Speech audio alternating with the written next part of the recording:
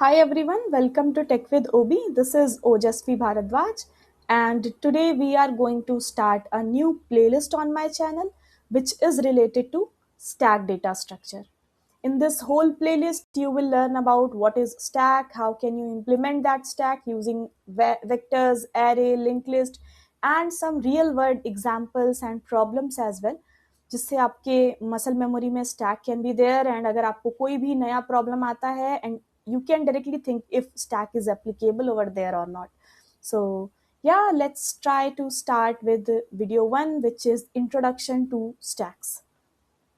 So let's say you have a bucket. ठीक है, हम लोग स्टार्ट करते हैं बहुत ही बेसिक से. Forget about stacks. Let's say you have a bucket. आपके पास बहुत सारी प्लेट्स भी हैं. आपके पास एक प्लेट है रेड कलर की, एक प्लेट है ग्रीन कलर की, एक प्लेट है ब्लू कलर की. हमने क्या किया, सबसे पहले रेड कलर की प्लेट रख दी, red.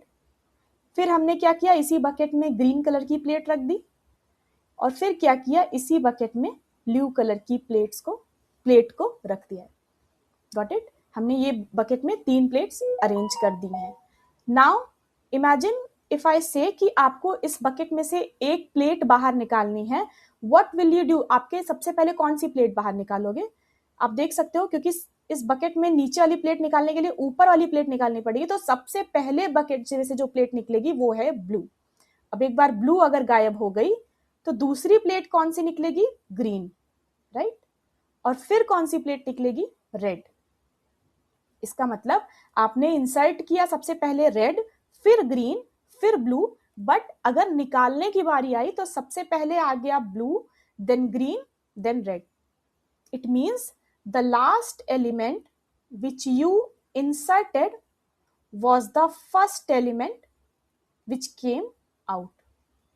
I hope this is clear. The last element which you inserted is the first element coming out of that bucket.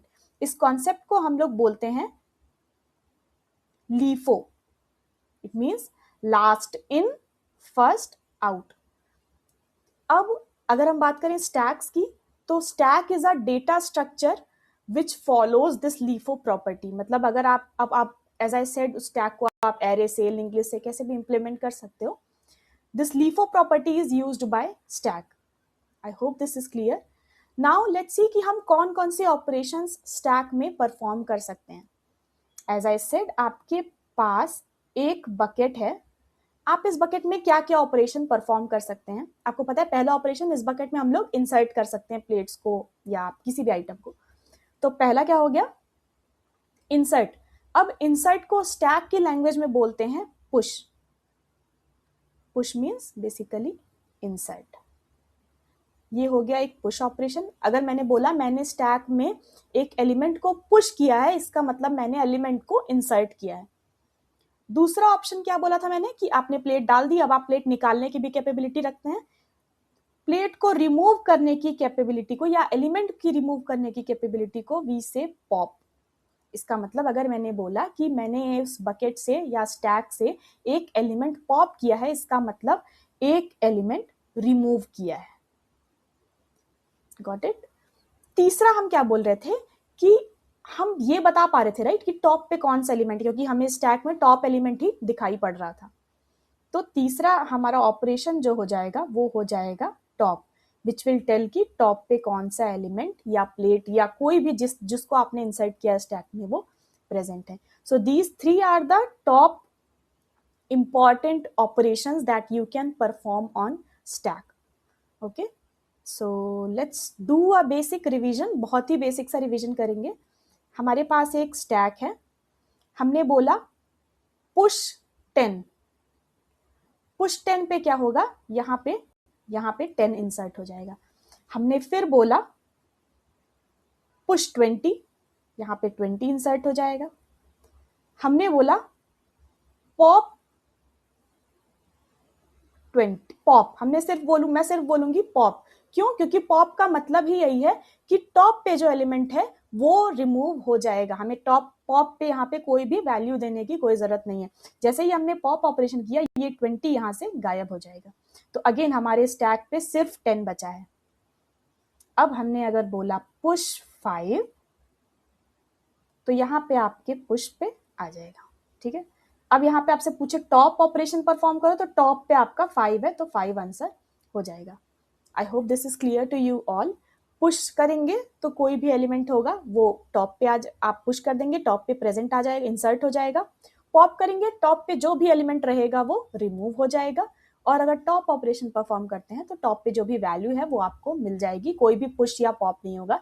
Element इस टॉप ऑपरेशन को परफॉर्म करने से एलिमेंट इंसर्ट या रिमूव नहीं होता है, you just only get to know कि top पे क्या प्रेजेंट है। Got it? So yeah, let's try to understand from a basic java code जहाँ पे inbuilt आपकी stack की property built है, data structure बना हुआ है, and you can simply utilize that instead of using arrays and linked list to implement stacks first and then use that. So let's start.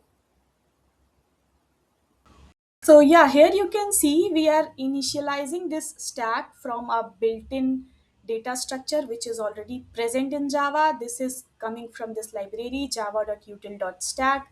What you can do is आप directly यहाँ पे इसको initialize कर सकते हैं।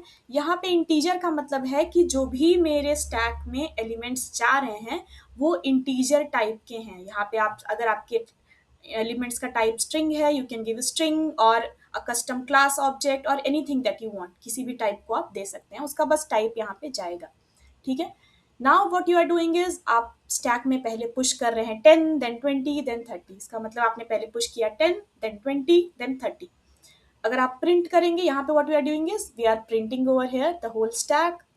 उसके बाद जावा में जो भी हमने पढ़ा टॉप एलिमेंट, जिसकी हमने टॉप से टॉप ऑपरेशन पढ़ा था, we use this peek function for that top operation. यहाँ पे अगर स्टैक डॉट टॉप करोगे आप तो आपको टॉप एलिमेंट मिल जाएगा, I mean stack dot peak करोगे तो आपको टॉप एलिमेंट वहां पे मिल जाएगा।